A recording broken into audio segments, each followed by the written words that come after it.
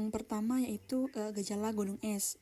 Jadi gejala gunung es ini adalah fenomena yang menggambarkan masalah atau kejahatan yang hanya sebagian kecil yang terlihat di permukaan, sementara sebagian besar tersembunyi dan tidak mudah terdeteksi.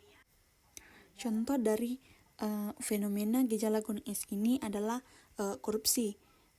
Kita hanya menyadari tindakannya, namun tidak memahami atau melihat akar penyebab yang lebih dalam yang membuat orang atau pihak-pihak tersebut melakukan tindakan tersebut. Yang kedua itu report to the nation.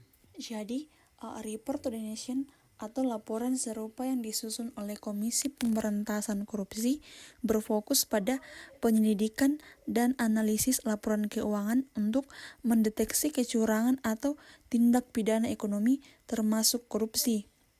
Jadi, laporan semacam report to the nation berfungsi sebagai alat untuk mengungkapkan informasi yang relevan tentang penanganan kasus korupsi serta memastikan akuntabilitas dan transparansi dalam proses penyelidikan dan penindakan yang sangat penting dalam pengendalian keuangan dan pemerintahan. Yang ketiga yaitu pengendalian intern. Jadi pengendalian intern ini memiliki peran penting untuk mendeteksi dan mencegah terjadinya kecurangan atau penyelewengan dalam laporan keuangan atau aktivitas keuangan. Jadi pengendalian intern berfungsi sebagai sistem pengawasan yang penting untuk mendeteksi, mencegah, mengungkapkan praktik-praktik kecurangan.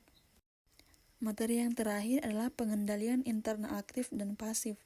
Jadi pengendalian internal aktif bertujuan untuk mencegah masalah sebelum terjadi, sehingga risiko kerugian dan dampak negatif terhadap organisasi dapat diminimalkan. Dan pengendalian internal pasif bertujuan untuk mengurangi dampak dari masalah yang telah terjadi. Jadi, pengendalian internal aktif dan pasif adalah dua elemen yang saling melengkapi. Pengendalian aktif bertujuan untuk mencegah terjadinya masalah, sementara pengendalian pasif menangani dan memitigasi dampak setelah masalah terjadi. Kedua jenis pengendalian ini penting untuk memastikan integritas laporan keuangan dan mengurangi risiko kerugian.